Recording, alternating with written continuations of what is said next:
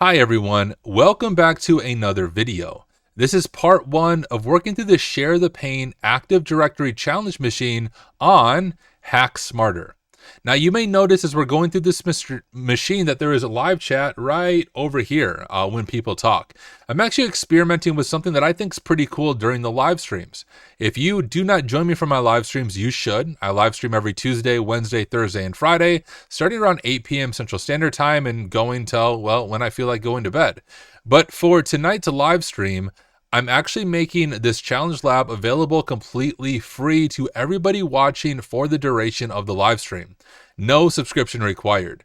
Now I will say, although it's free for you, it is not free for me. I'm still paying infrastructure costs. So if you enjoy my content, please consider becoming a member at hacksmarter.org, either a member of the hands-on labs or the all access to support what I'm doing so that I can continue making cybersecurity content accessible and amazing for all of you who get to be a part of this.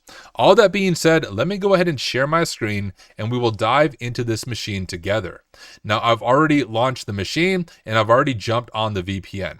But let's go ahead and look at our scope and our objectives. And I like to use Notion for taking notes. So I'm just going to copy this information right here. Go over to my notes and I'm going to do an H1. And we'll just call this like scope and objectives. I can type that in and I'm going to Control V to paste. And I don't know why when you Control V like that into Notion, it sort of messes up the format, but we get the hint here.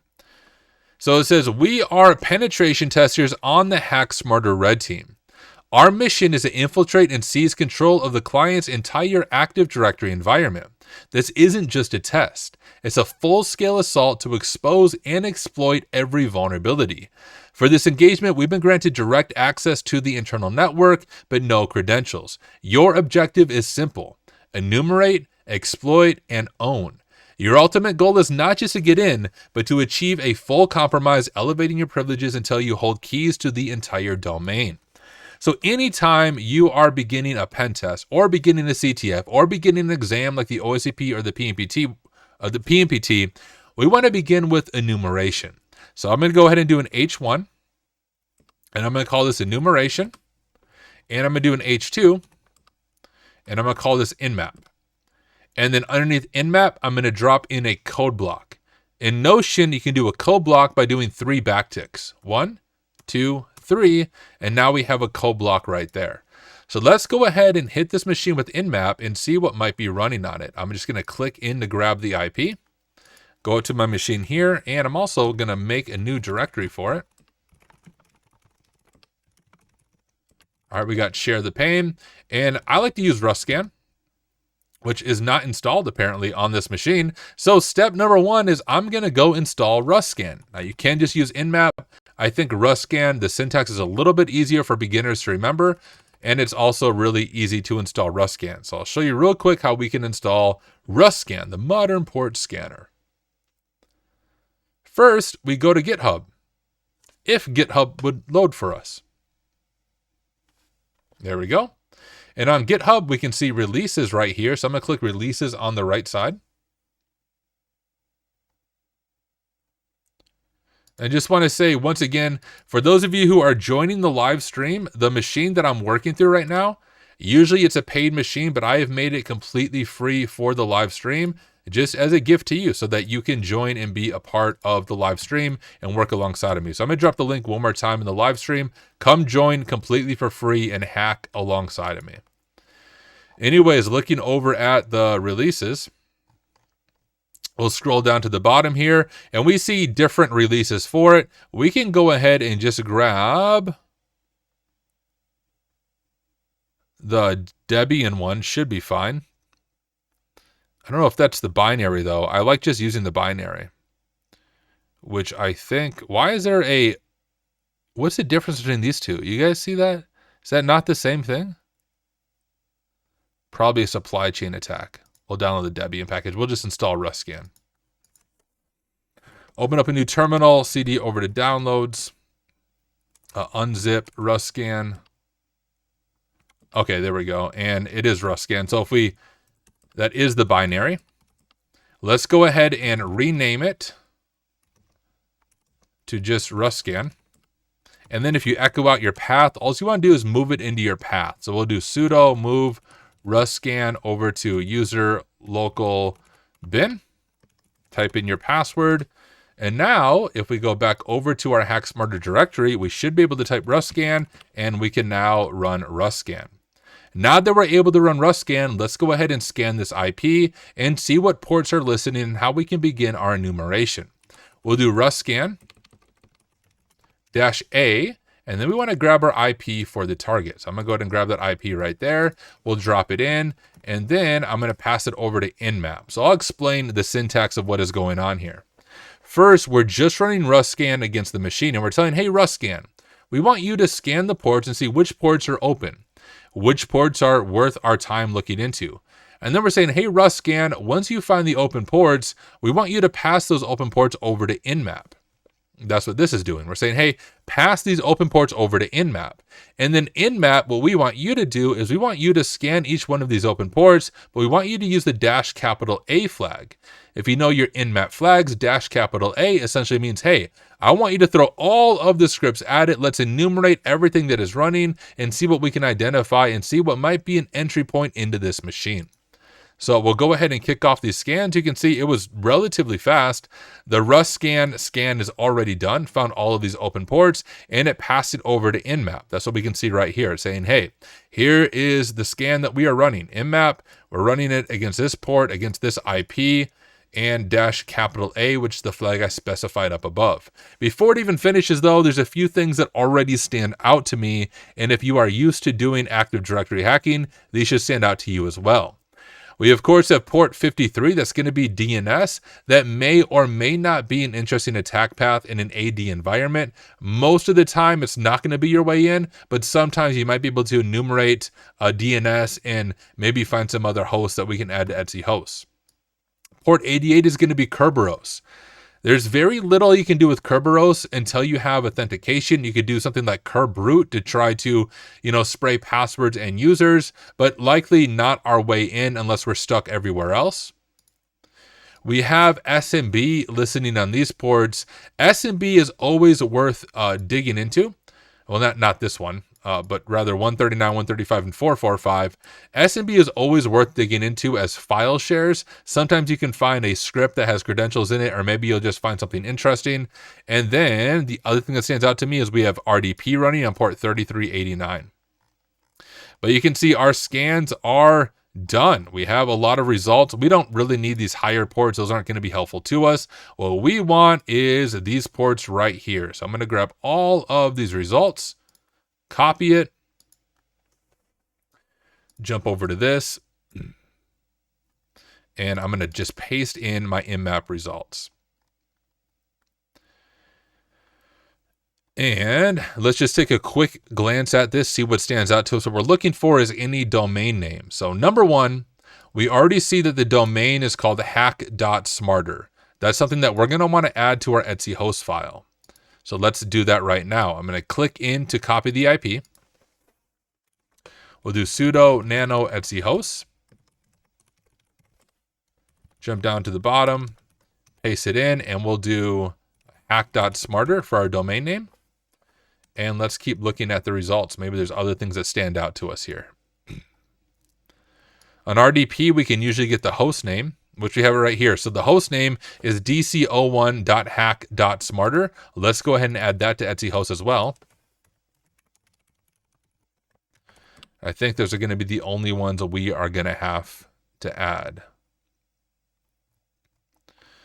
All right, so looking at this, although we could enumerate a little bit of DNS and a little bit of Kerberos, our best bet is to begin with SMB, not only in a CTF, but in the real world as well. When I'm on a real internal engagement, I spend a lot of my time looking through SMB shares, trying to find credentials or seeing, hey, maybe I can write to an SMB share and I can drop like a .link file and try to steal a user's hash. Those are the things you want to look for when it comes to SMB. So I'm going to go ahead and make an H2 and we'll call it SMB. And it's 135, 139,445. There's nothing really interesting up here, so I'm not even going to add the ports. But step number one, can we connect to the share with like guest or anonymous credentials? You can use NetExec to do this, but you can also just use SMB client. So if I do SMB client -L, we'll go ahead and do hack.smarter like so. Anything you want to type for your password, it doesn't matter. And we are able to list the shares. That would actually be a finding. If we were doing a pen test right now, that would be a finding that we would add to the report. Not a severe finding by any means unless we can abuse it, but you don't want to have that type of access enabled for your SMB shares. So we'll say anonymous read is enabled. And I'll drop a screenshot of that. Now what we want to know is whether or not we can actually connect to any of these shares. Now, many of these shares are default ones, but what stands out to me is the share, because that's not a default share that you would generally find in SMB. So let's see if we can actually connect to that share. We're going to redo our previous command, except for we're going to add share into the end, and instead of a -L, we'll just leave it blank like that, which should connect this to the share, which it does. So we can actually connect to the share, and list out files.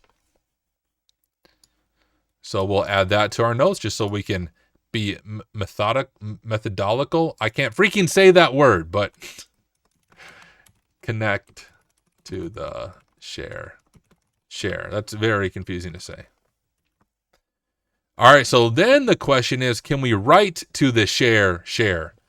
The way that we can test that, I'm actually going to exit out, and I'm just going to do like, I'm going to touch hacksmarter.txt, and now I'm going to reconnect to SMB.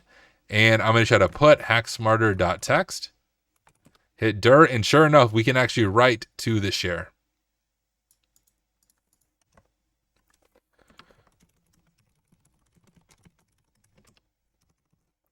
All right, so now I'm looking at the live stream.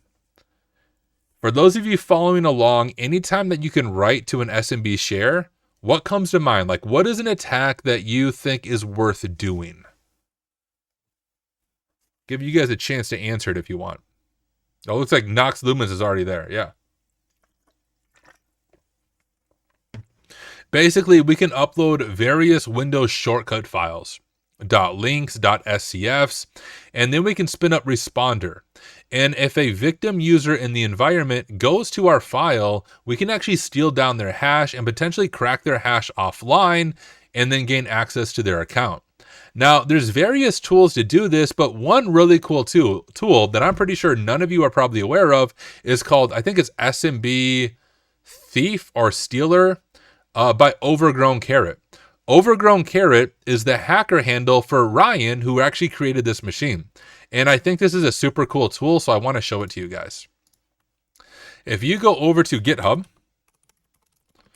Overgrown Carrot 1, I think.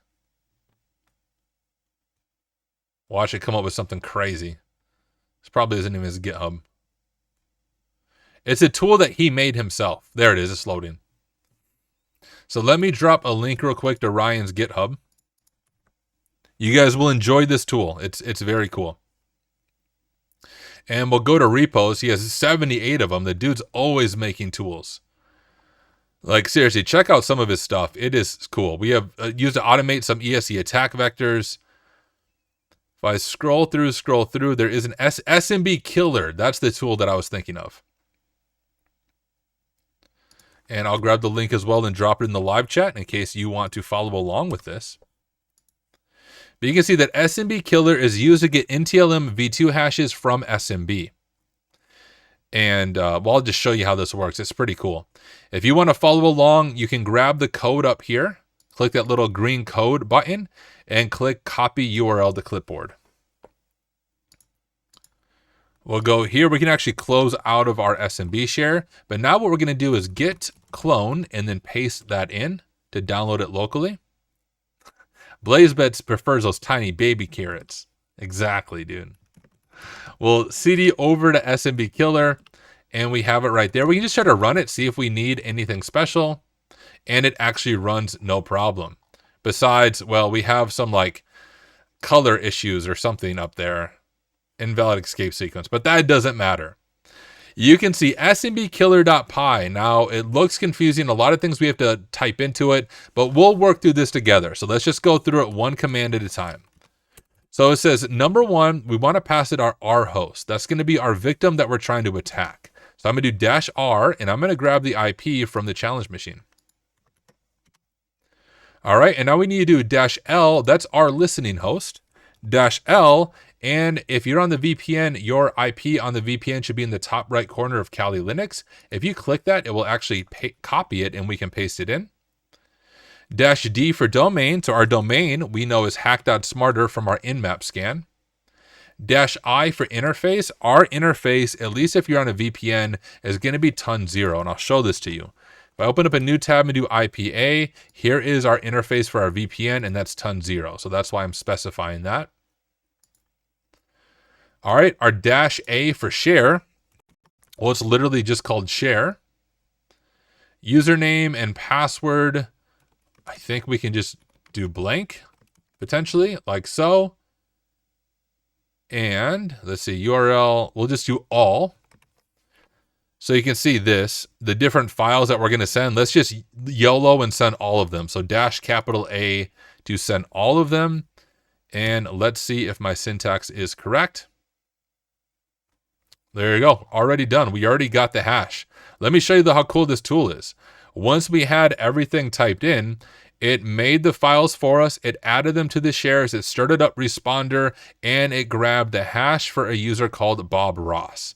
So we have Bob Ross's hash with the SMBKiller.py tool. So I'm going to grab this and add it to my notes.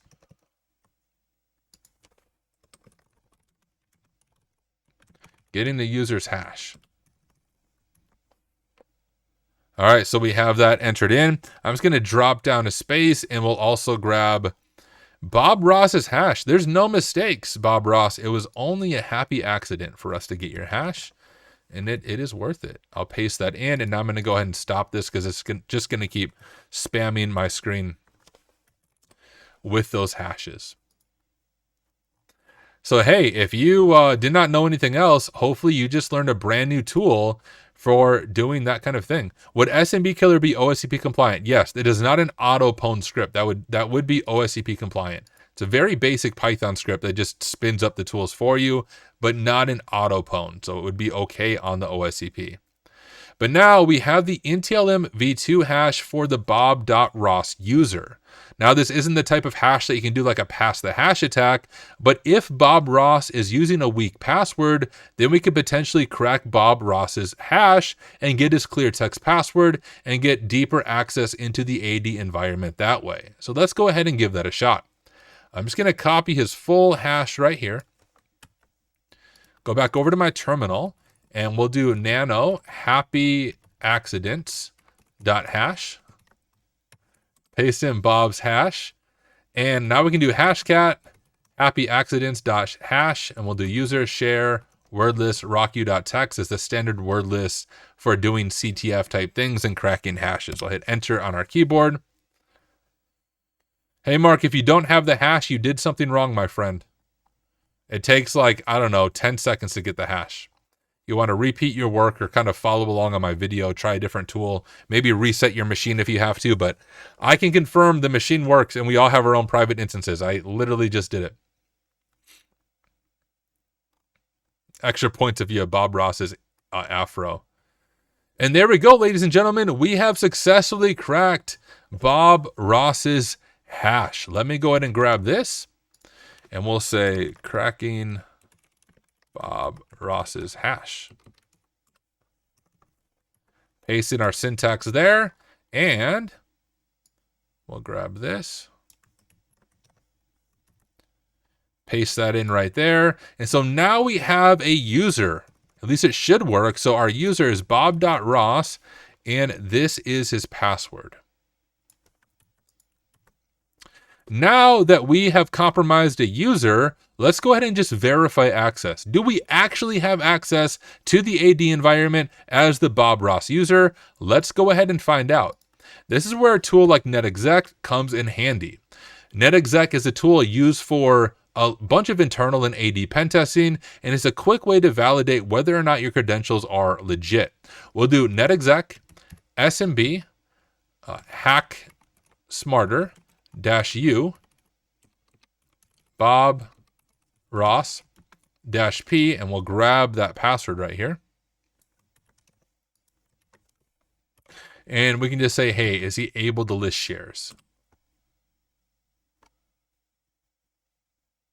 And that plus icon says, yes, he is able to list shares. He can now read these shares. He can read and write to share, but we've already abused that. But we have confirmed access that we do have the Bob Ross user down. And we'll just, I'm going to do an H2, and we'll say pwning Bob Ross. And we'll drop that in, showing that we do have access as the Bob Ross user. But I think this is a really good stopping point, at least for the standalone video here on YouTube. I have showed you how to get initial access to the machine. I showed you how to use SMBKiller to upload those malicious shortcut files, essentially, capture the hash with responder, we crack the hash with hashcat, and we have compromised the Bob Ross user. We now have his password, and the next step I want you to try on your own. Go ahead and begin enumerating, thinking about what should you first enumerate when you get initial access to an AD environment. I'll say it starts with blood and it ends with hound is always a good thing to run to see what loot you're able to get out of the environment. I have videos on that. I've walked you through that before, but I want you to try it on your own. So now that you have access to Bob Ross, go ahead and run Bloodhound, begin enumerating different ACLs, and see if you can identify a good attack path to move forward with. But hey, thank you so much for taking the time to watch, and I will see you in the next one.